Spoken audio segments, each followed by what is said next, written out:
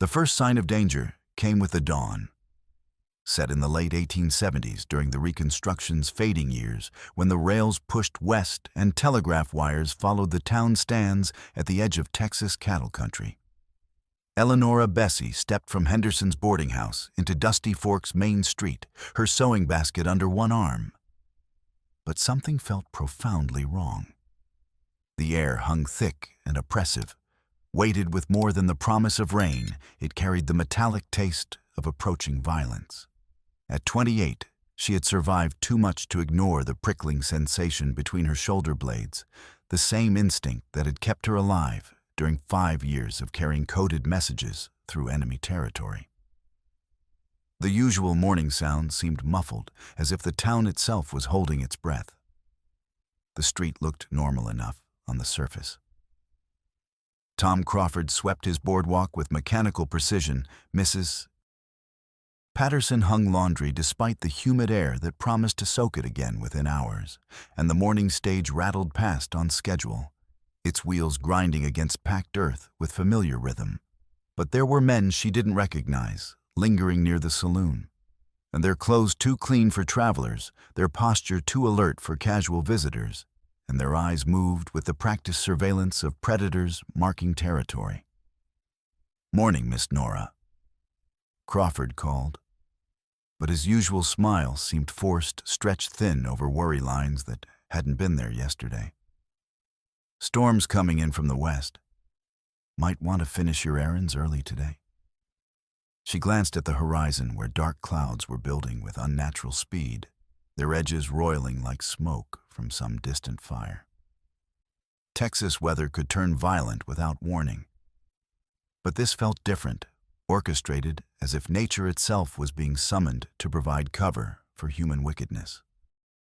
Inside Sarah Mitchell's millinery shop, her 18-year-old sister Lydia was already at work, golden hair bent over ribbon trim, with the focused intensity she brought to everything she cared about. The sight usually warmed Nora's heart like morning sunlight. But today, she found herself calculating distances to exits and noting the heavy shutters that could be barred against more than weather. Even in this familiar space surrounded by bolts of cheerful fabric and displays of women's finery, the weight of hidden danger pressed against her consciousness. "You're nervous about something," Lydia observed, without looking up her fingers, never pausing in their delicate work. "You get that line between your eyebrows when you're solving problems you don't want to share."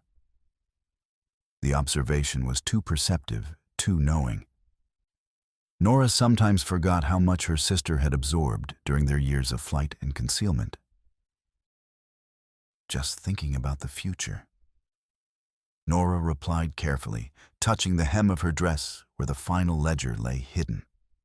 The documentation she'd carried from Kansas seemed to grow heavier each day, as if the secrets sewn into the fabric were dragging her toward some inevitable reckoning. The weight was both physical and spiritual, a burden of knowledge that could topple governments or end lives. "Speaking of the future," Lydia's voice carried excitement that made Nora's chest tighten with protective fear. "Mrs. Patterson mentioned a teaching position opening in San Antonio. They need someone who can work with younger children while learning proper methods. Someone young enough to grow into the role." The words hit Nora like ice-cold creek water in winter. San Antonio represented everything she feared: distant separation, the loss of her ability to protect the only family she had left. "San Antonio is far from here," she managed, trying to keep the anguish from her voice. "Not so very far. The railroad makes it closer every month and closer still with each passing year."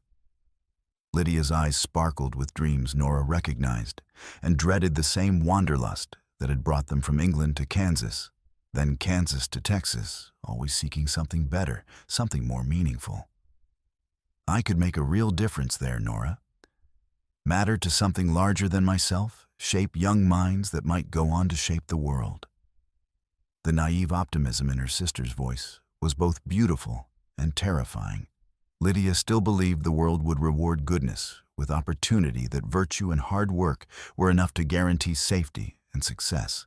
Before Nora could formulate a response that wouldn't crush those dreams or reveal her own terror, Dr. Ellis pushed through the door with unusual urgency, his weathered face grim with concern that had deepened the lines around his eyes. "Ladies, sorry to interrupt, but I need a word."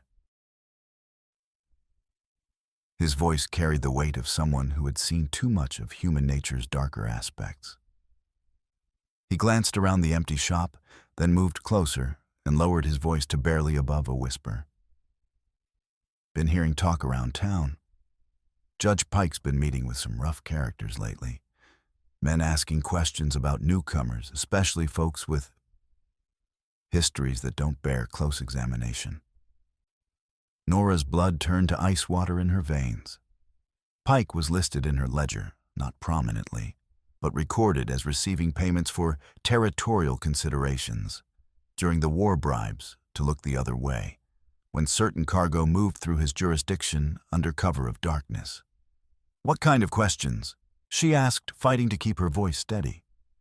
"The kind that suggests someone's done considerable homework on recent arrivals. Seth Kincaid's been seen around too, and that man doesn't travel for pleasure or honest business." The name hit her like a physical blow, driving the breath from her lungs. Kincaid had been one of her wartime contacts, a Union scout who'd handled intelligence from behind Confederate lines with the cool efficiency of a born spy. If he was here asking about her, it meant her past had finally caught up with her present. "Has anyone mentioned me specifically?" she asked, though she dreaded the answer. Dr. Ellis studied her with sharp eyes that had seen too much human nature to miss the telltale signs of genuine fear. "Not directly, not by name. But walls have ears in small towns, Miss Nora, and whispers travel faster than horses. Might be wise to vary your routines for a while, perhaps consider visiting relatives in other towns." After he left, the peaceful morning felt fragile, as spun glass, ready to shatter at the slightest pressure. Nora found herself watching the street through the window, noting every unfamiliar face, every loitering figure, every conversation that seemed to pause when she appeared. The weight of years spent looking over her shoulder had returned with crushing force. "You're frightened," Lydia said quietly, her work forgotten as she studied her sister's face. "Truly frightened, not just worried about storm weather?" "What aren't you telling me, Nora?" The question hung between them like morning mist, delicate and inescapable. Nora had protected her sister from the worst truths for years, first about their desperate flight from Kansas, then about the real reasons they'd chosen this remote Texas town over more prosperous settlements. But looking at Lydia's determined face, seeing the steel beneath the feminine softness, she realized her little sister had grown beyond such careful sheltering. "There are people from my past who might come looking for me," Nora said carefully, choosing each word like stepping stones across a dangerous river. "People who want something. I've been carrying something that could destroy them if it reached the wrong hands. The sewing work you did during the war, it wasn't just sewing, was it?" Lydia's voice held no accusation, only quiet understanding. The perception in her sister's voice confirmed what Nora had been trying to deny. Lydia was no longer a child to be protected with pretty lies, but a young woman capable of understanding hard truths and their consequences. "No." Nora admitted the word, feeling like a confession. "It wasn't just sewing." Thunder rumbled in the distance, though the storm clouds were still miles away. But something in the sound felt like a warning, a countdown to danger that was approaching faster than nature could deliver. The air itself seemed to thicken with menace. "If these people come," Lydia said with quiet determination that reminded Nora painfully of their mother, "I won't leave you to face them alone. We're family, that means something. You won't have a choice. If danger comes to Dusty Fork, your job is to get to safety, and let me handle what I brought upon us. My job is to stand by my sister no matter what storm we face." Lydia's voice carried steel Nora had never heard before, the strength that had been building quietly through years of hardship. "We've come too far together to separate now, especially when you need me most." The conversation was interrupted by the sound of multiple horses on the street outside, not the usual traffic of farmers and merchants going about their daily business, but riders moving with military precision and their hoofbeats creating a rhythm that spoke of coordinated purpose. Nora peered through the window to see men in long coats positioning themselves at strategic points around the town square. Their movements, too, practiced, too purposeful for coincidence. "Get away from the window," she said quietly, her voice carrying deadly urgency. "Now." But even as they moved toward the back of the shop, stepping carefully to avoid creaking floorboards, Nora knew with sinking certainty that it was too late. The trap had been months in the making, carefully planned and methodically executed, and the net was finally closing around them. The ledger sewn into her dress hem felt like it weighed 100 pounds, and she wondered with growing despair if she would live to see it serve its intended purpose. Outside, the storm was beginning in earnest, and with it, the most dangerous day of their lives. By afternoon, the approaching tempest had transformed Dusty Fork into a town under siege. Dark clouds swirled overhead, like a living thing possessed of malevolent intent, and the wind whipped dust and debris through the streets, with increasing fury creating a chaos that seemed to match the human violence brewing beneath. But more ominous than the weather were the armed men who had taken positions throughout the settlement, and their presence turning the familiar into something alien and threatening, as if the very buildings were holding their breath. Nora had sent Lydia to Dr. Ellis's clinic with strict instructions to stay there until the danger passed. But she knew her sister's stubborn nature well enough to doubt those orders would be followed for long. The thought of Lydia caught in whatever was coming made her stomach clench with a fear more intense than any she'd known during the war years. Protecting herself was one thing, but protecting the person she loved most felt like trying to shield sunlight from shadow. She made her way through back alleys toward the town square, her feet finding familiar paths, despite the driving rain that turned everything slick and treacherous. What she found there defied all logic and human decency, a scene that belonged in some fever dream of frontier justice gone mad. A crude altar had been constructed from overturned wagons in the center of the flooded street, and around it stood a circle of armed men with rifles gleaming wet in the lightning flashes. Their faces were hard with the kind of righteousness that justified any atrocity in service of a greater cause. Reverend Matthews stood beside the makeshift altar, clutching his Bible with shaking hands, his face pale with moral outrage that warred with obvious fear. "This violates every principle of Christian law." The preacher was saying, his voice barely audible above the storm's fury. "No woman can be forced into holy matrimony against her will. It is an abomination before God. For Christian law ends where territorial necessity begins," snapped Seth Kincaid, stepping into the circle's center with the confidence of a man who had long since abandoned any pretense of morality. At 45, he carried himself with the confident brutality of someone who had learned to profit from other people's suffering and found the work surprisingly lucrative. The scar that ran from his temple to his jaw, a souvenir from the war that had nearly cost him his life, gave his face a sinister cast in the lightning flashes. That was when Nora saw who they intended as her groom, and the full horror of their plan became clear. A Comanche warrior stood in the rainwater streaming from the eagle feathers in his dark hair, his buckskin clothing soaked but his bearing unbroken. Despite being surrounded by hostile guns and men who would kill him without hesitation, he maintained a dignity that made his captors seem diminished by comparison, and their posturing rendered small and petty beside his quiet strength. But what struck her most were his eyes, not the savage fury she'd been taught to expect from frontier stories, but a cold, controlled anger at the injustice unfolding around him. He saw him the look of a man who understood exactly what was happening and why. The plan was diabolically clever in its simplicity. Whether the forced ceremony succeeded or failed, she would be branded as damaged goods in frontier society's eyes, her testimony worthless in any court of law. No judge would accept evidence from an Indian's wife, regardless of what documentation she possessed or how compelling her proof might be. Thunder crashed directly overhead with the violence of artillery. And in that moment of nature's fury, everything changed. Gunfire erupted from the darkness beyond the circle.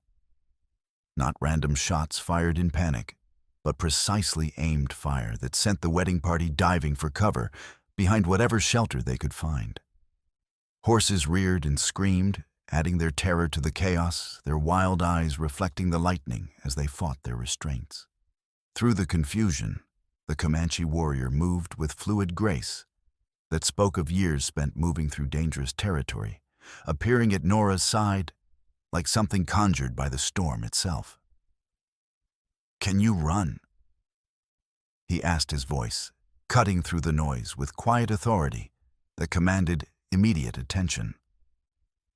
Before she could answer, a massive section of storefront sign tore free in the wind, spinning through the air like a giant blade with enough force to decapitate anyone in its path. The warrior's body slammed into hers, driving her down into the muddy water. As the heavy board whistled over their heads, embedding itself in a wagon wheel with bone-crushing force that split the wood like kindling. They lay pressed together for a heartbeat that felt like eternity, his solid warmth an anchor of safety in the chaos surrounding them.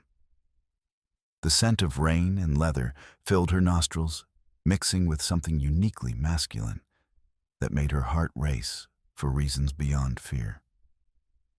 When he helped her to her feet, his touch was careful, protective rather than possessive, the hands of someone who understood the value of gentleness in a harsh world. "I don't need a husband." She gasped, rainwater streaming down her face and mixing with tears she hadn't realized she was shedding. "You need a way out," he replied, and something in his voice spoke of partnership rather than ownership, of two people facing danger together rather than one protecting the other. They ran through the storm toward the questionable shelter of the Baptist church, dodging panicked livestock and falling debris that the wind hurled with deadly intent. The church steps were treacherous with rain, and Nora's bare feet, she'd lost her shoes somewhere in the struggle, found no purchase on the wet wood. She stumbled, ankle twisting painfully beneath her weight, but the warrior caught her without breaking stride, his strength making her feel weightless despite the circumstances. "Eleonora Bessie," she said, as they reached the relative safety of the church porch where the overhang provided some protection from the driving rain. "Nora? Dancing Wolf?" He replied the name carrying the weight of heritage and honor. "Though whites call me Silent Rain, a name whites used for Dancing Wolf." Another gunshot cracked from the alley beside the church wood, splintering from the doorframe inches from Nora's head, close enough that she felt the heat of the bullet's passage. Dancing Wolf pushed her down behind a water trough, his body forming a protective shield between her and the shooter, his own safety secondary to hers, in a way that spoke of ingrained nobility. In the brief lull that followed, familiar voices began calling through the storm, their words carrying clearly despite the wind. "Nora Bessie, I know you're out there listening to every word. I know what you're carrying, and I know you want to see morning light again." Seth Kincaid's voice confident despite the chaos swirling around them. The trap was finally revealing itself, layer by careful layer. "You remember me, don't you?" Kincaid continued, his voice carrying the satisfaction of a hunter who has finally cornered his prey. Seth Kincaid, formerly of the Kansas Volunteers, used to handle those pretty messages you stitched into dress hems with such artistic skill. Of course, that was before I learned there was better money in different kinds of information, more profitable arrangements. The pieces fell into place with sickening clarity, each revelation worse than the last. Kincaid had been part of the network during the war, one of the trusted contacts who had handled her intelligence with professional competence. But now, he'd become something far more dangerous, a blackmailer who used his knowledge of the old networks for personal profit-selling information to the highest bidder, regardless of the consequences. Through the storm came a sound that made Nora's heart stop completely. A woman's cry cut short, but unmistakably familiar, carrying all the terror and desperation of someone who had finally realized the true nature of her situation. Lydia. She whispered the name torn from her lips like a prayer. That's right. Kincaid's voice carried clear triumph and the satisfaction of a man who held all the winning cards. Your sweet sister didn't make it to the clinic after all. Amazing how predictable people become when you know them well enough, when you understand what motivates them. Rage and terror warred in Nora's chest, each emotion feeding the other until she felt she might burst from the intensity. She had sent Lydia to safety, had made careful plans to protect her, but these men had anticipated even that move with the thoroughness of professional hunters. What do you want? She called out, her voice cracking with the strain of controlled desperation. Simple trade, nothing complicated. Kincaid's response came with casual cruelty. Your complete cooperation, and those interesting documents you're carrying. In exchange, your sister lives to see another sunrise, and maybe many more after that. Beside her, Dancing Wolf had gone very still, but she could sense the controlled violence coiled in his posture, like a spring wound to its breaking point. When he spoke, his voice was quiet, but deadly, carrying the promise of retribution. How many men? 6 that I can see clearly, maybe more in reserve positions. Nora forced herself to think tactically, despite her terror for Lydia. Escape routes. They've positioned to cover the main streets, but they can't watch everything in this storm. The wind and rain work in our favor. Dancing Wolf nodded, already calculating possibilities, with the swift efficiency of someone accustomed to impossible odds. There are always ways out if you're willing to take the risks others won't consider. It was in that moment, crouched behind a water trough, with bullets whining overhead and her sister's life hanging in the balance, that Nora made the decision that would change everything. Instead of surrendering to save Lydia, instead of giving these men what they wanted and hoping for mercy that would never come, she would trust this quiet warrior who spoke of freedom and fought against chains of every kind. What do we do? She asked, placing her fate and her sister's in the hands of a man she barely knew, but somehow trusted completely. For the first time since the nightmare began, Dancing Wolf smiled an expression that was part wolf, part avenging angel, and entirely dangerous in its promise of violence to come. We make them regret the day they decided to come to Dusty Fork. Dr. Ellis materialized through the storm like a ghost summoned by desperate need, his medical bag clutched against his chest and a hooded lantern in his free hand, casting wavering light through the rain. Behind him came Ruth Talbot, the schoolteacher, moving with the sure steps of someone accustomed to handling trouble both in and out of the classroom. Her Spencer rifle was held with professional competence that spoke of experience well beyond teaching children their letters, the weapon an extension of her will. Either of you hurt, Doctor? Ellis asked immediately, setting down his bag to examine Nora's rope-burned wrists by the wavering lantern light, his fingers gentle but efficient as they probed for serious damage. Not yet, she replied, wincing as he cleaned the wounds with alcohol that burned like liquid fire against her raw skin. We heard the gunfire from 3 blocks away, Ruth said grimly, her eyes scanning the darkness for threats. Also heard voices from 3 different directions calling your name. This isn't random violence, it's coordinated military action planned and executed by professionals. Dr. Ellis produced a small packet from his bag laudanum and surgical needle wrapped in oiled cloth against the moisture. "For pain and emergencies," he explained, his voice carrying the weight of someone who had treated too many gunshot wounds. These rope burns weren't made by amateurs. Whoever did this knows exactly how to hurt someone without causing permanent damage, how to inflict pain without destroying their value. "They want me alive." Nora confirmed the knowledge sitting in her stomach like a cold stone. "At least until they get what they're after." "Which is?" Ruth asked with the directness of someone who had no patience for evasion in dangerous circumstances.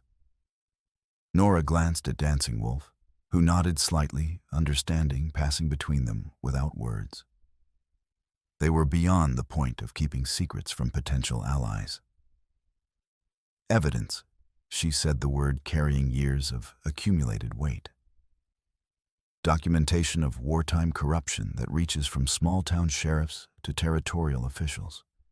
Names, dates, payments, proof that certain people took bribes to ignore slavery trafficking and worse atrocities. Including current operations." Dancing Wolf added quietly, his voice carrying the gravity of someone who had seen the networks in action. "The same people, the same methods, just adapted for peacetime profit." Ruth's eyes sharpened with understanding, the pieces clicking together in her mind. Human trafficking. Families disappearing from remote homesteads. Nora confirmed, her voice growing stronger as she spoke truth that had been hidden too long. Children taken during raids and sold instead of adopted into loving families. Mexican immigrants vanishing before they can establish legal residency and protection. The war ended, but the trade in human misery continues, just with different justifications. Dr. Ellis led them through back alleys to an abandoned assay office, its roof gone but cellar intact and hidden from casual observation. As they descended into the cramped space, Nora noticed wooden crates lining the walls, medical supplies, and ammunition stored against hard times that seemed to have arrived ahead of schedule. "You've been preparing for trouble," she observed, impressed despite the circumstances. "Trouble's been preparing for us," Ruth replied matter-of-factly, lighting a better lantern that drove back the shadows. "Too many strangers in town lately, asking the wrong questions about the right people. Pattern's been building for weeks." They settled onto makeshift seats formed from the crates, and Dr. Ellis produced whiskey from one of the containers. "For courage as much as warmth," he admitted, his hands steadier than his voice. "Going to need both before this night ends." Nora began working at the stitching in her dress hem fingers, finding familiar thread patterns even in the poor light. The movements were automatic muscle memory from years of hiding documents in plain sight. "During the war, I carried more than sewing supplies between settlements. Messages for the Underground Railroad, intelligence about corruption within our own forces, evidence of officials who sold information to Confederate sympathizers for personal profit." The ledger came free as several sheets of thin paper covered with names and numbers in her careful script, each entry representing lives destroyed or saved by the decisions of powerful men. "I was supposed to deliver this to federal authorities in Kansas, but the war ended before I could complete the mission. Seemed safer to disappear than to trust authorities who might themselves be compromised." Dancing Wolf studied the papers by lantern light, his dark eyes moving methodically over each entry with the focus of someone accustomed to extracting meaning from complex information. These aren't just historical records gathering dust. Some of these names are still active in territorial government, still in positions of power. "Exactly. Which is why certain people would pay handsomely to see these documents disappear or ensure anyone who's seen them can't testify about their contents." "But why the elaborate marriage charade, Dr. Ellis asked, his medical mind seeking to understand the psychology behind the violence. "Why not simply kill you and take the papers? Would be simpler, more direct." Because they don't know if I've made copies or told anyone else about the contents. Nora explained the brutal logic clear in her mind. The forced marriage was designed to destroy my credibility permanently. In frontier society, a woman who marries a Comanche becomes damaged goods in the eyes of the law. No court would accept her testimony against respectable white men, regardless of what evidence she presented. Dancing Wolf's jaw tightened at the casual racism underlying the plan, but he didn't comment, his anger contained, but visible, in the set of his shoulders. What about your sister? Where does she fit in their strategy? Insurance, Ruth said before Nora could answer her teacher's mind, working through the logic. They grab her to force cooperation, then eliminate both witnesses once they have what they want. Clean, simple, effective. A sound from above made them freeze footsteps, moving carefully through the ruined building, too deliberate to be random, too cautious to be friendly. Ruth extinguished the lantern, instantly plunging them into darkness, so complete, it felt like being buried alive. I know you're down there. A voice called softly, the words carrying a Mexican accent, but speaking careful English. I saw the light before it went out. Who are you? Ruth demanded, her rifle trained on the voice's location despite the darkness. Mateo Vargas. I trade with Comanche, with whites, with anyone who pays fairly and treats me with respect. I heard shooting came to investigate what threatens the peace. Nora recognized the name of Comanchero, who moved between settled areas and wilderness territories, carrying goods and information to anyone willing to pay his prices without asking inconvenient questions. Come forward slowly. Dancing Wolf commanded, his voice carrying absolute authority. Hands visible at all times. A match flared, illuminating weathered features that spoke of years spent under harsh suns and beside lonely campfires. Mateo Vargas appeared to be around 50, dressed in mixed Mexican and American clothing, hands holding only the match and nothing that could be construed as threatening. Ruth relit her lantern cautiously, ready to extinguish it again at the first sign of trouble. What do you want with us? To help, perhaps, Vargas said, his voice carrying resignation mixed with determination. These men, Kincaid and his associates, they're bad for business. They take people I trade with, make others afraid to travel the old routes. Fear kills commerce, and commerce is how I feed my family. What do you know about their operation? Ruth asked, with the pragmatism of someone who understood that information was currency in dangerous times. Kincaid has a main camp 20 miles north in old mining country, well defended and supplied for extended operations. But tonight, he's using a different location, somewhere close to the railroad, where he can move quickly if plans go wrong. How do you know all this? Dancing Wolf's voice carried quiet menace, the tone of someone prepared to kill at the first sign of deception. Because Judge Pike sometimes uses my services. Vargas admitted reluctantly, the words clearly painful to speak. I carry messages, arrange meetings in neutral territory. I ask no questions about the content. But sometimes I hear things I wish I hadn't. The admission hung heavy in the air, like smoke from a funeral pyre. Vargas had been complicit in the network's operations, even if unwillingly, even if he'd had little choice in the matter. Why help us now? Nora asked, studying his face for signs of deception or hidden motive. Because tonight, Pike ordered me to find you and deliver you to a meeting place he specified. Said, if I succeed, I get paid very well for my trouble. If I fail. He shrugged expressively, the gesture conveying more than words about Pike's methods of handling disappointment. What kind of help can you provide? Nora pressed hope, warring with suspicion in her chest. I know where Pike's men are positioned for ambush. Vargas said, his voice gaining strength as he committed to his choice. I know which routes Kincaid plans to use for moving his prisoners. And I know something else your sister isn't where Kincaid claimed. He has her at an old line shack 3 miles east, planning to move her at dawn to the railroad trestle for the final exchange. Nora's heart leapt with hope, so intense it was almost painful. If Lydia was at the line shack, there might be a chance to rescue her before the final confrontation, a way to remove her from danger before the trap closed completely. It could be a trap. Dr. Ellis warned, his medical caution extending to tactical situations. Could be designed to split our forces, make us easier to handle. Everything's a trap now, Dancing Wolf replied with grim acceptance. He looked at Nora, his dark eyes reflecting the lantern flame. Your choice. You know your sister. You know these men. What does your instinct tell you?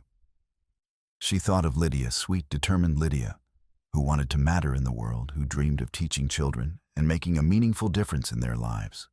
The same sister who might be planning to leave for San Antonio, but who deserved the chance to make that choice freely, without fear or coercion shaping her decisions.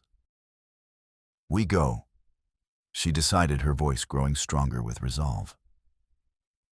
But if you're lying, she added to Vargas, meeting his eyes directly, I'll let him kill you myself and sleep soundly afterward. The Comanchero nodded solemnly, understanding the threat was not empty bravado but sincere promise. I understand completely, and I accept the consequences if I prove false. As they prepared to venture back into the storm, gathering weapons and supplies for what lay ahead, Nora found herself studying Dancing Wolf's profile in the lamplight. There was something about the careful way he checked his weapons and the economical movements that spoke of long experience with violence, that reminded her of the Underground Railroad conductors she'd known, people who moved through danger with quiet purpose and unshakable courage. When he caught her watching, their eyes met for a moment, longer than necessary.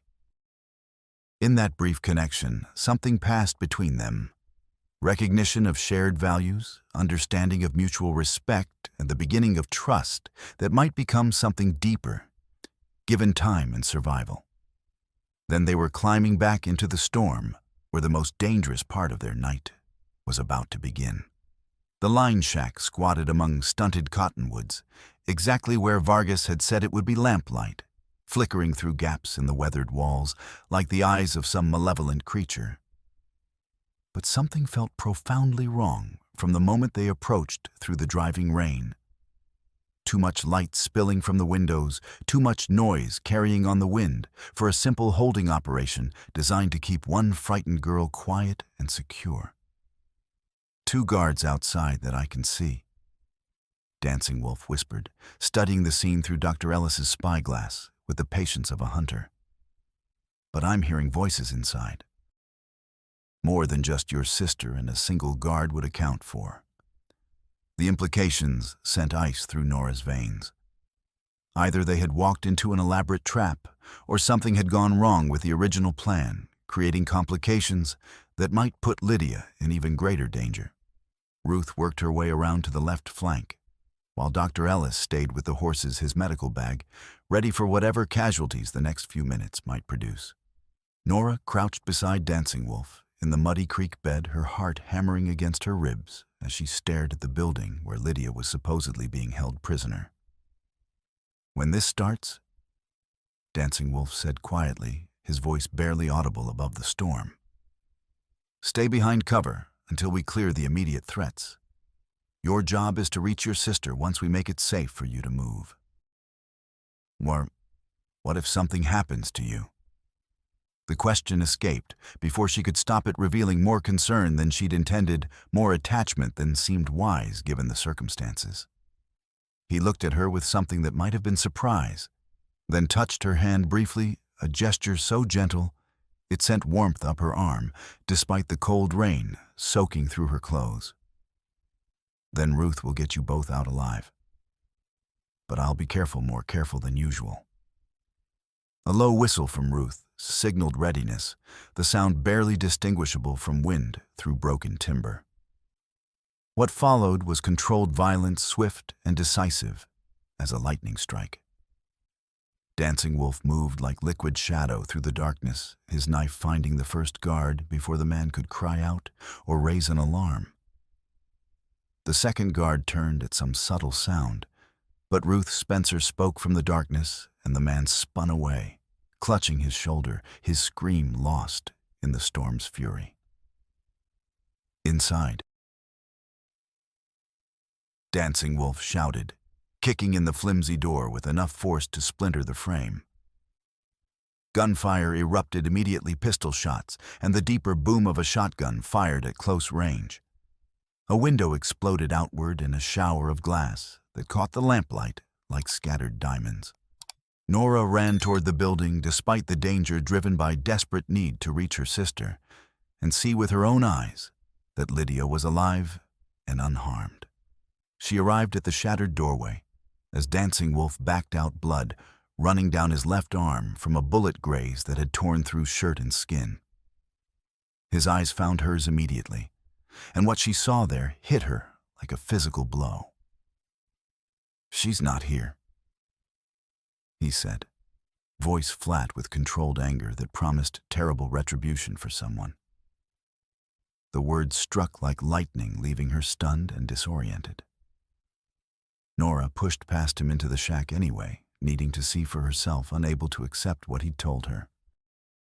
The interior was chaos, overturned furniture, scattered playing cards, 3 men on the floor, with 2 clearly dead and one trying to crawl towards a dropped pistol despite the bullet through his leg that left a trail of blood on the rough planks. But no Lydia. No sign she had ever been there. "Where is she?" Nora demanded, kneeling beside the wounded man and pressing hard against his bleeding thigh with both hands. He screamed in agony, but she didn't relent, increasing the pressure until his face went white with shock. "Where's my sister gone?" He gasped, sweat beading on his forehead despite the cold. Kincaid moved her hours ago. This was just the diversion, the misdirection. "What diversion?" Ruth asked from the doorway, her rifle still trained on the wounded man in case he tried something desperate. "To split your forces." He continued, his voice growing weaker. "While you're here chasing shadows, Kincaid's hitting his real target with his full strength." Ice formed in Nora's stomach, a cold certainty that they had been outmaneuvered by someone who understood their psychology perfectly. "What target?" "The school." The man whispered each word, seeming to cost him tremendous effort. All those families sheltering from the storm. Perfect cover for his real business, collecting inventory for future sales.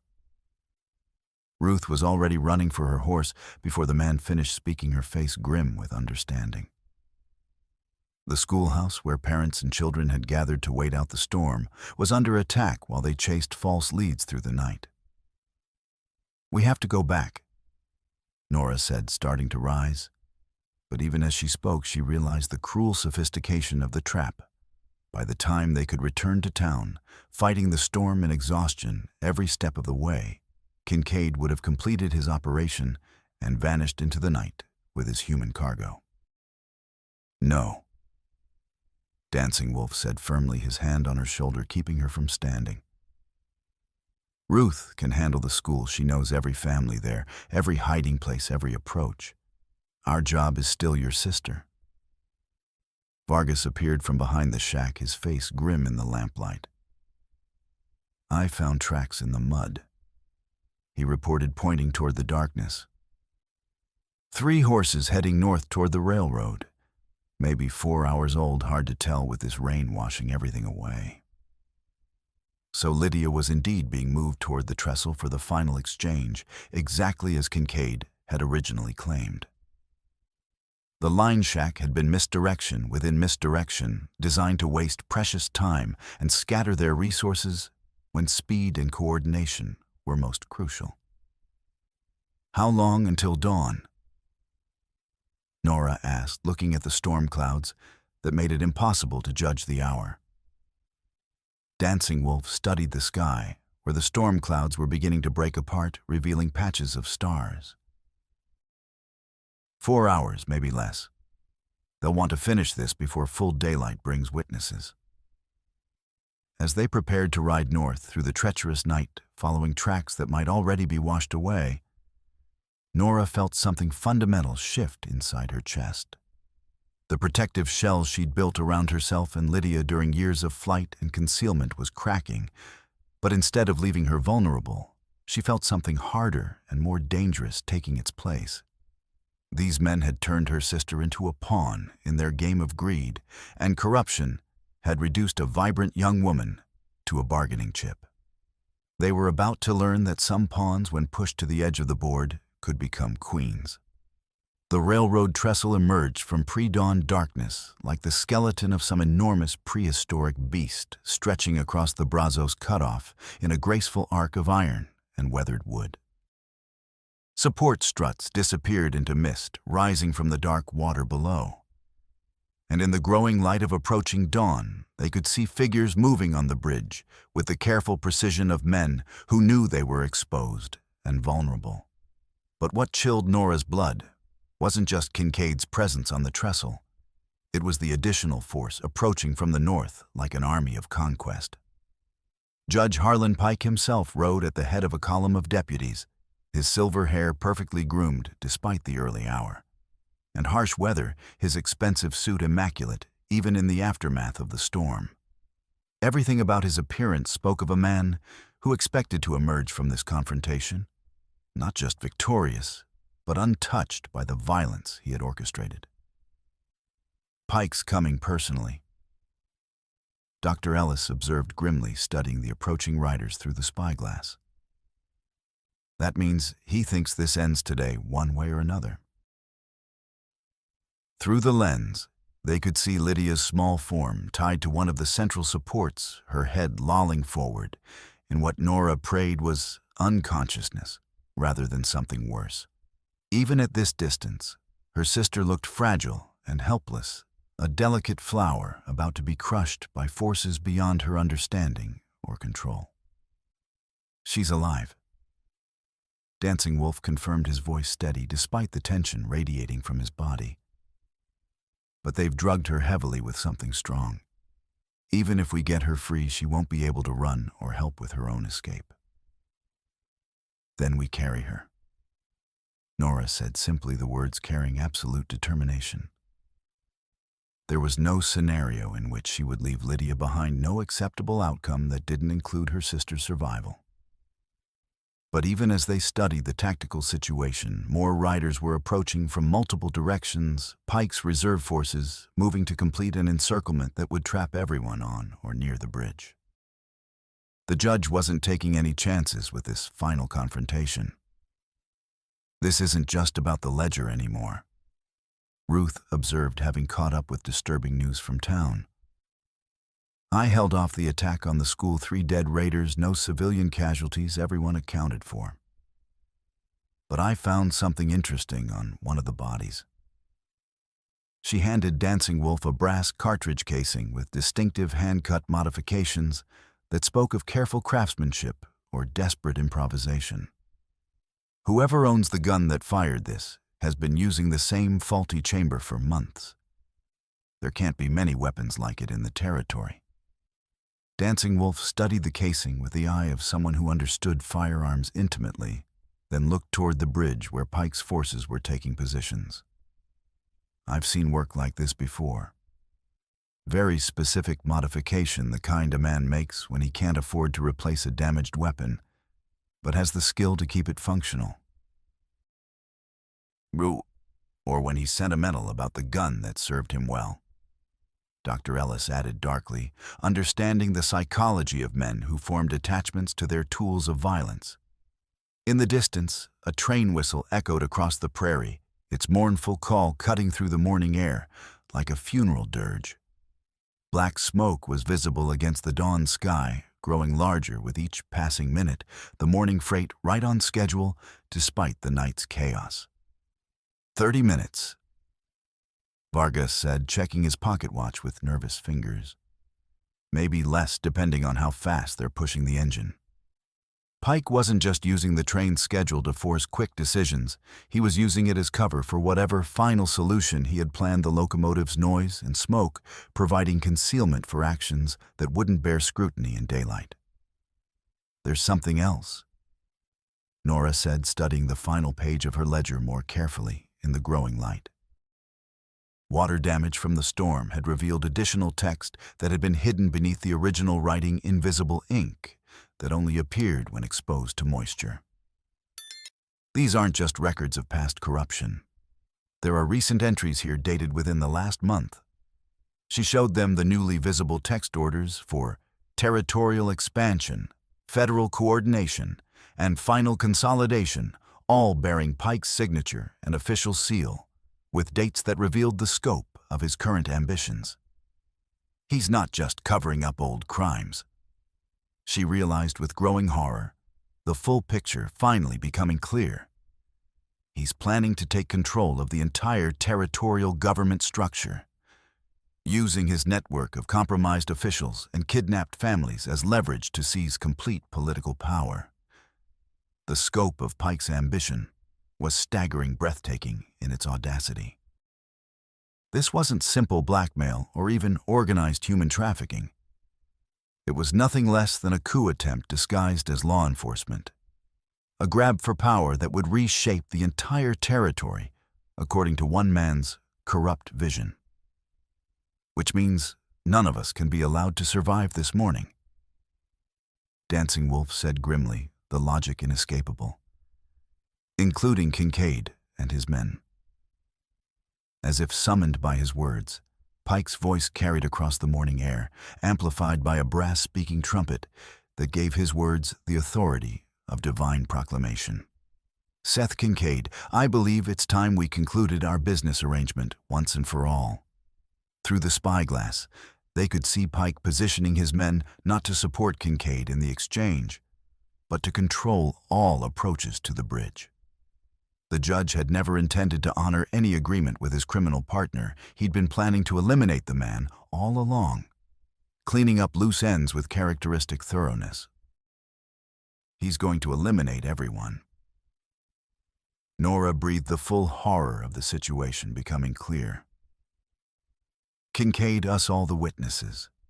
Then he'll craft whatever story serves his purposes. We need to warn Kincaid. Dr. Ellis said his medical oath extending to preserving life, even when that life belonged to an enemy. Why? Ruth asked practically. He kidnapped Lydia, threatened to kill her. Because right now, he's the only thing standing between her and Pike's final solution, the old physician replied with grim logic. Enemy of my enemy and all that. The train whistle sounded again, much closer now, its mechanical shriek cutting through the morning air. They had perhaps 20 minutes before the locomotive would be thundering across the bridge, providing cover and chaos for Pike's endgame. It was time to move time, to commit to a course of action that would either save them all or destroy them completely.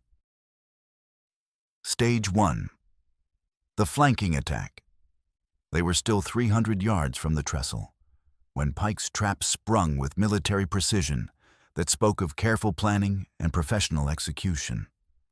Rifle fire erupted from concealed positions that commanded every approach, a low rise to their left boulder, clusters to their right, and directly ahead, from positions that made the bridge approach a killing field. Down! Dancing Wolf shouted, throwing himself from his horse, as bullets whined through the air with deadly accuracy. They took cover behind a burned-out freight wagon, its iron wheels providing minimal protection from the concentrated fire that peppered their position. Dr. Ellis's horse screamed and went down hard, blood streaming from its neck, and the old physician rolled clear as another shot kicked dirt where he'd been lying moments before. 10 men, maybe 12. Dancing Wolf reported studying their attackers through gaps in the wreckage with the calm assessment of someone accustomed to impossible odds. Professional positioning, coordinated fire patterns. These aren't frontier thugs, they have military training. Can we break through? Nora asked, checking the load in her pistol with hands that shook only slightly despite the circumstances. Not directly. Dancing Wolf replied, his voice steady despite the bullets snapping overhead. They've got us in a perfect crossfire overlapping fields of fire. But Vargas pointed toward a maintenance shed 200 yards east, barely visible through the pre-dawn gloom. Telegraph lines run from that building directly to the trestle. If someone could reach it, too exposed. Dr. Ellis said immediately, his medical eye calculating the distance and the risks. They'd cut down anyone trying to cross that ground in daylight. Not if they were properly distracted. Dancing Wolf replied, already calculating angles and possibilities with the swift precision of a battlefield tactician. Give me 10 minutes to work around their flank. When you hear my rifle speak, make for the shed and don't look back. That's suicide. Nora protested, her voice tight with fear that had nothing to do with her own safety. You'll be outnumbered at least 5-1. He looked at her with those dark eyes that seemed to see straight through to her soul. Eyes that held depths of experience and pain she was only beginning to understand. Then I'll be more careful than usual, he said, echoing his earlier promise with a slight smile that didn't quite reach his eyes. Before anyone could argue further, he was moving using scattered debris and natural cover to work toward the enemy positions with the fluid grace of someone who had spent years learning to be invisible. Within minutes, he had vanished completely, becoming one with the broken landscape, as if the earth itself had swallowed him. The wait was agony, every second stretching like an hour, while precious minutes ticked away toward dawn and the approaching train. Bullets continued snapping overhead, keeping them pinned while their enemies maintained their positions with professional discipline. The train whistle was getting closer, 15 minutes, maybe less, before the locomotive would reach the trestle. Then Dancing Wolf's rifle spoke from an unexpected direction, and the sharp crack followed by a scream of pain from one of the hidden positions. Return fire erupted instantly, muzzle flashes revealing enemy locations as the ambushers turned to deal with this new threat that had appeared like a ghost in their midst. Now, Dr. Ellis shouted, his voice cutting through the chaos. They broke from cover in a scattered run, Nora and Vargas heading for the maintenance shed, while the old physician provided covering fire with steady measured shots. Bullets kicked up dirt around their feet, the reports echoing off nearby rocks, but the range was long, and they were moving fast through uncertain dawn light that worked in their favor. Stage 2. The wire. Crossing the telegraph pole beside the maintenance shed, stretched 30 feet into the air, its crossbeams supporting heavy cables that ran directly to the railroad trestle in a graceful arc across the dangerous open ground. Looking up at those swaying wires, Nora felt her childhood tree-climbing skills returning despite years of ladylike behavior and carefully maintained respectability. You can't be serious, Vargas said, following her gaze with obvious alarm. You have a better idea, she replied, already testing the pole's stability and planning her route.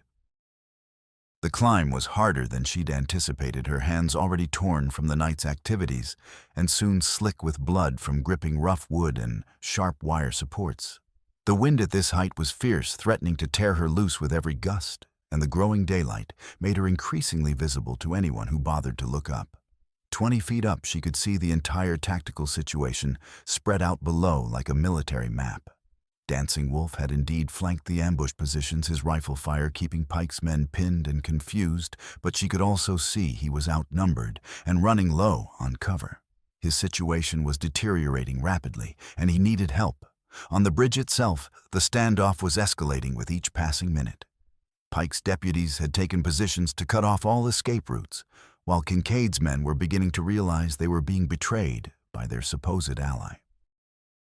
Lydia remained tied to the central support, her stillness suggesting heavy sedation that might be the only mercy in this nightmare scenario. The telegraph wire swayed alarmingly under her weight, as she began working hand over hand toward the bridge, the cable stretching and creaking with each movement. Below lay a 40-foot drop to Rocky Creek bed, certain death if she lost her grip or the wire gave way under the strain.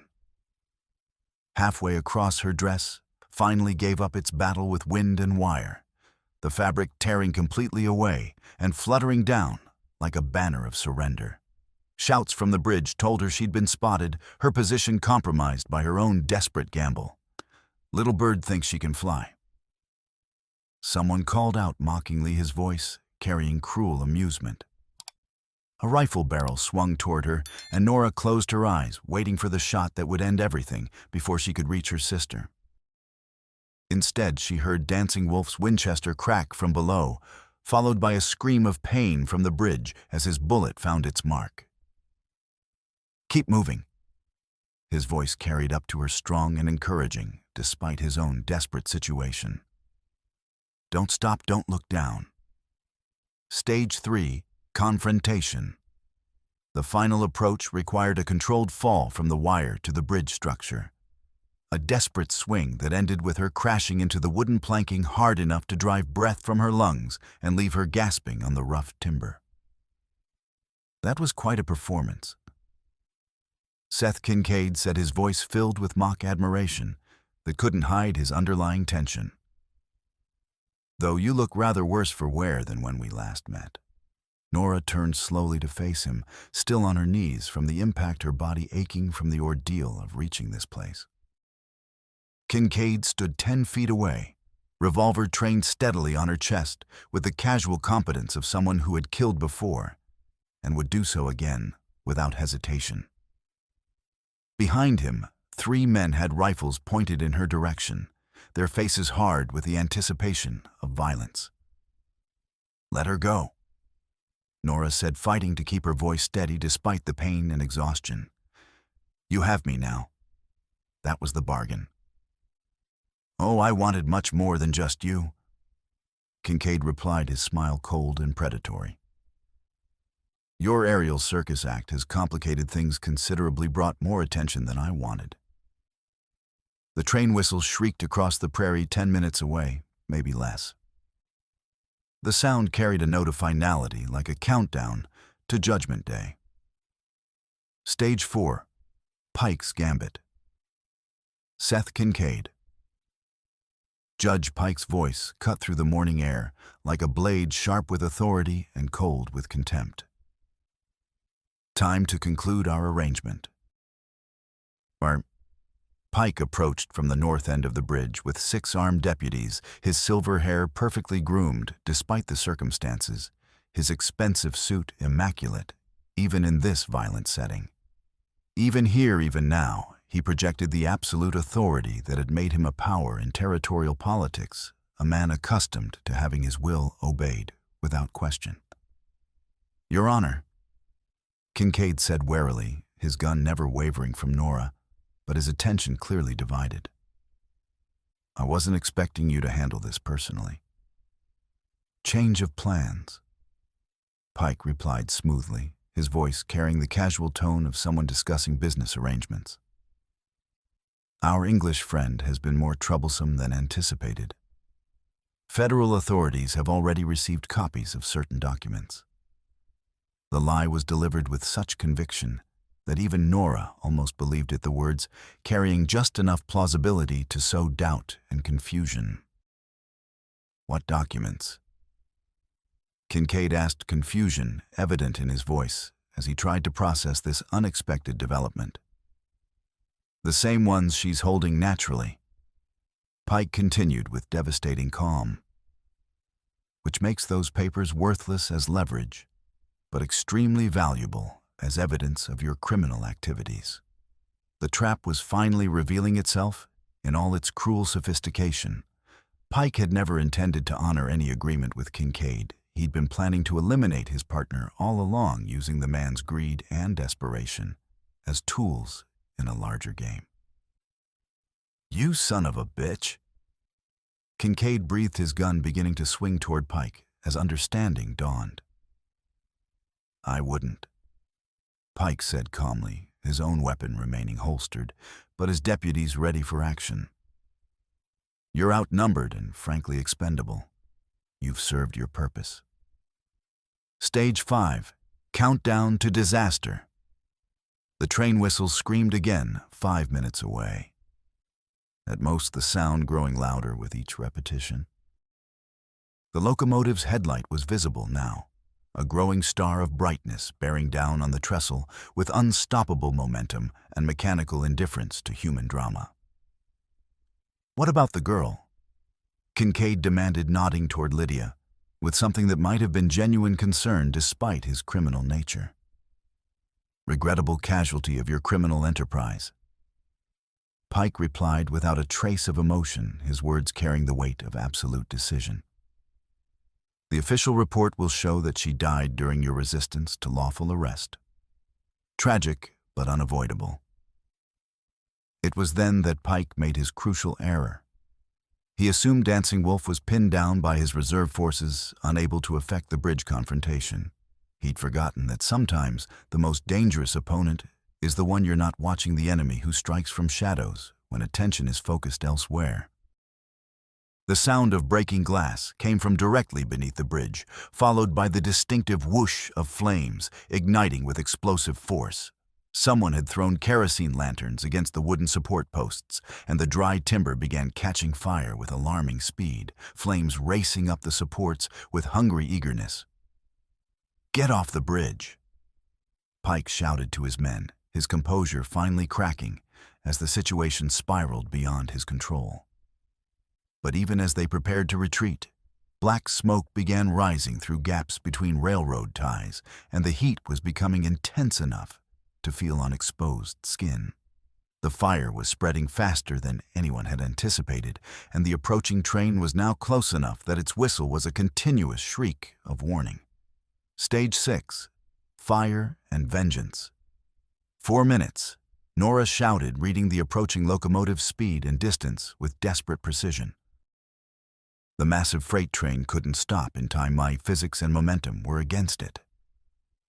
The engineer probably just now realizing the bridge was compromised. Pike turned his pistol toward her, murder clear in his eyes.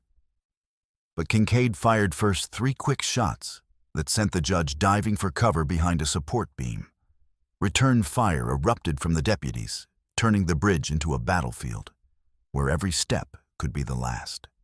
In the chaos, Nora threw herself toward Lydia, frantically working at the knots, binding her sister to the railroad support. The ropes were swollen from rain, but had loosened enough that determined effort and desperate strength could work them free her fingers, finding familiar patterns in the bindings. "Can you stand?" she asked as the last rope fell away, her voice tight with urgency. "I think so." Lydia's voice was thick with whatever drug they'd given her, slurred and uncertain. But her eyes were clearer than they'd been, showing recognition and growing awareness of their desperate situation.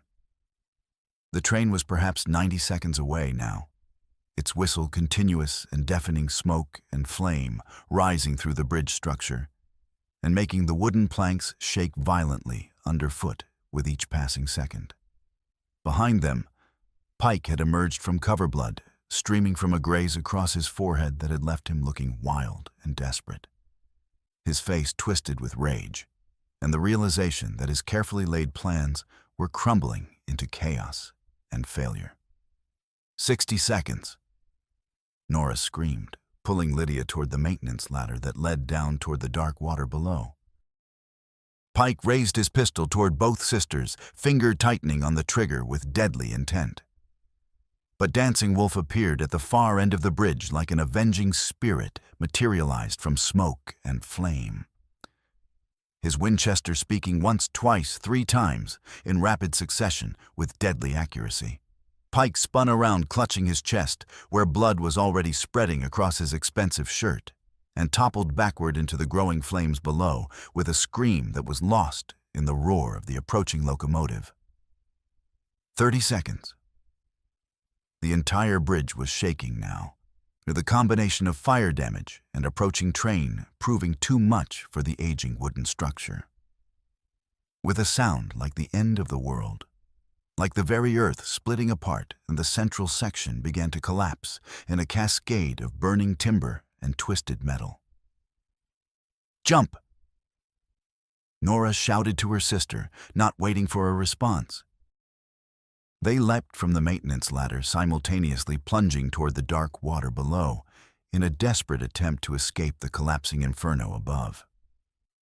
The impact drove breath from Nora's lungs and filled her mouth with muddy creek water that tasted of earth and freedom. But she managed to surface and grab Lydia before the current could sweep her away into deeper, more dangerous waters. Behind them, the locomotive managed to stop just short of the collapsed section, its brakes screaming against steel rails. But several freight cars, derailed, broke their couplers and toppled and tumbled into the water in a cascade of twisted metal and splintered wood that sent waves crashing over the struggling sisters. Swimming toward the muddy bank, fighting debris and current with every stroke, Nora felt strong hands grip her arms and haul both sisters from the water with powerful, steady pulls. Dancing Wolf stood on the shore, his clothes singed and face blackened with smoke, but his eyes bright with relief and something deeper love and admiration for what she had accomplished. "Are you hurt?" he asked, his hands moving over both sisters with professional efficiency, checking for wounds or broken bones. "We're alive," Nora gasped, collapsing onto the bank with Lydia in her arms, both of them shivering from cold water and delayed shock. "That's enough. That's everything." In the aftermath of the bridge collapse, as federal marshals arrived to investigate the destruction and rescue workers searched for survivors among the wreckage, Nora found herself sitting by the creek with Lydia's head in her lap. Her sister was breathing steadily, the drugs finally clearing from her system, leaving her weak but aware and unmistakably alive. Pike's body was recovered an hour ago. Dr. Ellis reported approaching with his medical bag and the satisfied expression of someone who had seen justice served. Bullet wound to the chest, neck, broken by falling timber. One of his deputies survived, young man named Morrison, who's been talking to the marshals, telling them everything he witnessed. The relief in his voice was unmistakable. Morrison's testimony would provide the official corroboration needed to expose the full extent of Pike's network.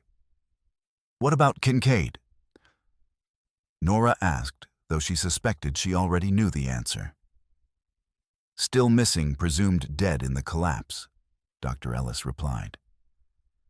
"But Morrison's testimony, combined with Pike's own records and your documentation, should be enough to dismantle the entire corruption network from top to bottom." It was then that Vargas approached, clutching a leather satchel he'd recovered from the wreckage, with the careful attention of someone who understood the value of evidence.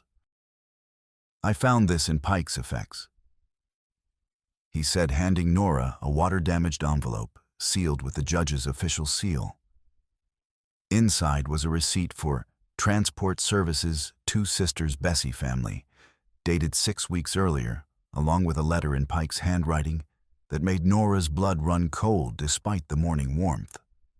"Final phase requires complete elimination of all witnesses and participants. No survivors can be permitted to compromise territorial consolidation plans. Recommend immediate liquidation upon document recovery." He never intended for any of us to survive. Nora breathed the full horror of how close they had come to complete destruction finally sinking in. The forced marriage, the kidnapping, all of it was just to buy time while he positioned forces for a massacre. But there was more documents that revealed the true scope of Pike's ambitions. Attached to Pike's letter was a sealed letter bearing a federal crest, Reconstruction-era authority, he claimed. Others suspected it was forged, bearing Washington seals, granting him extraordinary powers to suppress insurrection and secure territorial stability by any means necessary. Pike wasn't just planning a local coup. Dr. Ellis realized studying the documents with growing amazement. He had federal backing for his operations. This corruption network reaches all the way to Washington, to the highest levels of government. The scope of what they'd prevented was staggering, breathtaking in its implications. Pike hadn't just been covering up old crimes, he'd been positioning himself to seize control of the entire territorial government, with federal authority behind him, reshaping the frontier according to his own corrupt vision. As the day wore on and more evidence emerged from Pike's extensive records, the true magnitude of his network became clear. 23 kidnapped individuals were recovered from his insurance ranch, including entire families who'd been missing for months. Federal investigators identified corruption reaching from frontier sheriffs to territorial governors, a web of influence and coercion that had been years in the making. But it was during one of the quiet moments between official interviews, when the marshals were busy with other witnesses, that Nora found herself alone with Dancing Wolf by the creek. Both of them were exhausted, but alive survivors of something that would mark them forever. "You saved us," she said simply, the words carrying inadequate weight for what he had done. "We saved each other," he replied, his voice soft, with something that might have been wonder. "You were the one who took the real risks, that wire crossing, getting to your sister when it mattered most. I've never seen anything like it." They sat in comfortable silence, watching debris from the destroyed bridge flow past on the current, each piece carrying away a fragment of the nightmare they had endured. In the distance, workers were already surveying for a new trestle life, moving forward with relentless determination. "What happens now?" she asked, though she dreaded the answer. For the territory-long process of rebuilding legitimate government, rooting out corruption, healing the damage. He paused, his dark eyes studying the flowing water with the concentration of someone seeing patterns others might miss. "For me, still people missing, still trails to follow." Pike's network stretched into other territories, other communities. "The work isn't finished." She'd known he would say that, had seen it in his eyes, even during their most desperate moments, but hearing it still sent a pang of loss through her chest. "How long?" "Don't know. Could be months, could be years. Justice doesn't keep a schedule."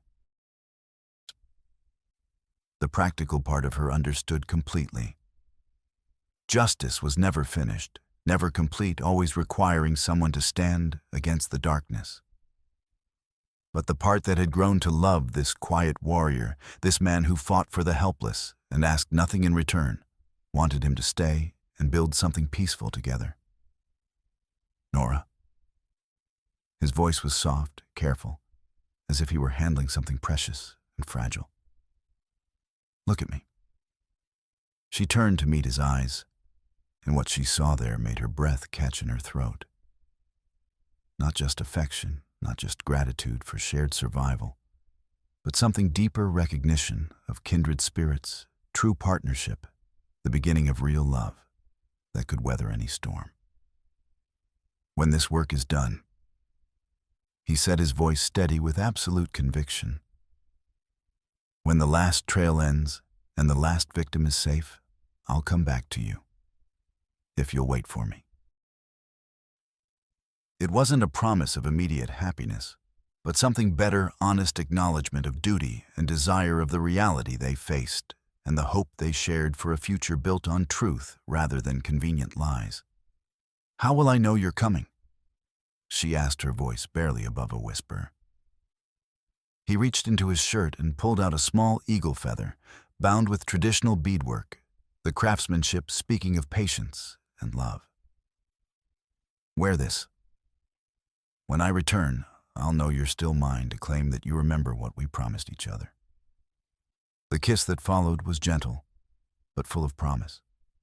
The seal on a bargain made not in desperation, but in hope, not in fear, but in love that could transcend time and distance. 6 months later, Nora stood in the doorway of her medical clinic, watching sunset paint Dusty Fork's rebuilt Main Street in shades of gold and red that reminded her of the morning when everything had changed. The town had prospered since Pike's network was exposed, with new families arriving monthly and legitimate businesses flourishing in an atmosphere of trust rather than fear. Lydia had taken the teaching position after all, though in the local school rather than distant San Antonio. Her classroom filled with children's laughter every day, and her face glowed with the satisfaction of meaningful work that shaped young minds without requiring her to sacrifice the closeness of family. "Any word?" Ruth asked, joining Nora on the clinic porch where they had shared so many evening conversations. "Letter last week from Fort Gibson," Nora replied, touching the eagle feather she wore on a chain around her neck like a talisman of hope. "He's following leads about missing Cherokee families taken along the old Trail of Tears route. Could be months more before that trail ends. But he'll come back. He'll come back." The words carried absolute certainty, not hope, but knowledge based on understanding of the man she loved. It wasn't wishful thinking, it was certainty based on knowledge of the man she had come to love completely. Dancing Wolf kept his promises, no matter how long the keeping took. Dr. Ellis emerged from the clinic weary from a long day, but satisfied with honest work honestly done. "Mrs. Patterson's baby is recovering well," he reported with the satisfaction of someone who had helped bring new life safely into the world. "Should be able to go home tomorrow." "There's something else," he continued, his voice carrying barely contained satisfaction. "Federal marshals stopped by earlier with news from Washington. They've arrested the last of Pike's contacts in the capital. The trials should conclude within the month, and justice will finally be served." As they talked, a familiar figure approached. Mateo Vargas, returned from Mexico with his daughter, safely settled in a new life, far from the violence that had threatened them all. "Miss Nora," he called, tipping his hat with the respect of someone who had seen her courage tested and proven true. "I bring news from the South. Good news, I hope." "The best possible," he replied, his weathered face brightening with genuine pleasure. "Word has spread through the trading networks about what happened here. Many families who lost members to Pike's operations are coming forward with information about other networks, other criminals. Your victory is creating ripples of hope across the territory."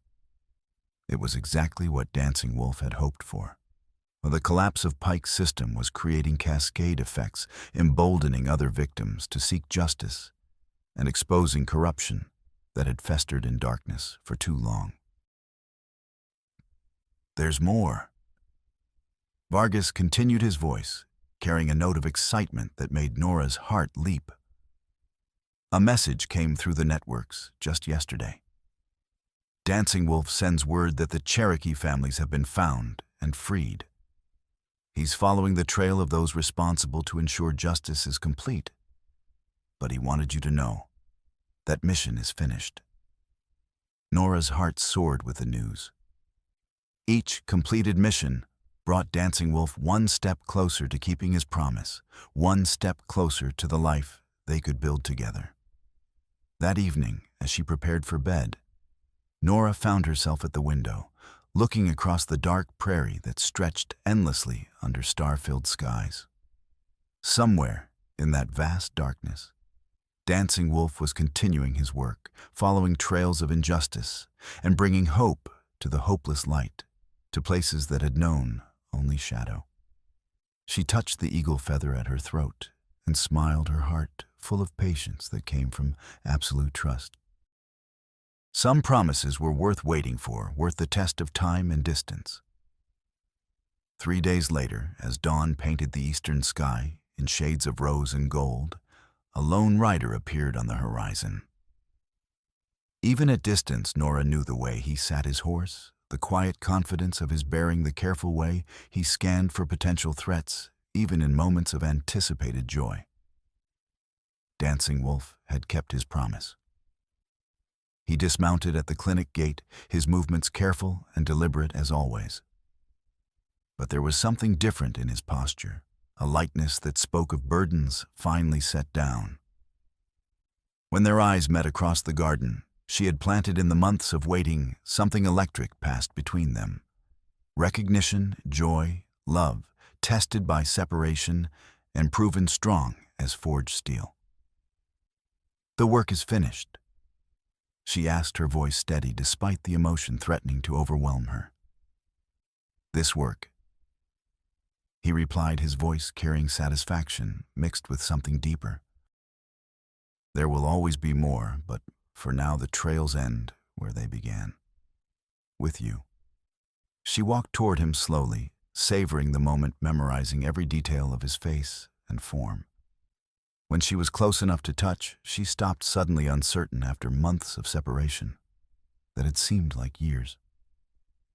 "I promised I would return," he said softly, his voice carrying all the weight of months spent remembering her face. "You did?" "I promised you were under my protection." "I was. And I promised to claim what was mine when the time was right." His eyes held depths of love and longing that took her breath away. She looked into his eyes and saw her own feelings reflected and magnified, love, tested by hardship, strengthened by shared trials, deepened by mutual respect, and the knowledge that they had chosen each other freely without coercion or convenience. "Is the time right now?" she asked, her voice barely above a whisper. Instead of answering with words, he reached out and gently touched the eagle feather at her throat, his fingers lingering on her skin with reverent care. The touch of someone who understood the precious nature of what he held. "If you'll have me," he said, his voice rough with emotion. Not as something forced by others or demanded by circumstance, but as a choice freely made. A partnership of equals built on trust and tested by fire.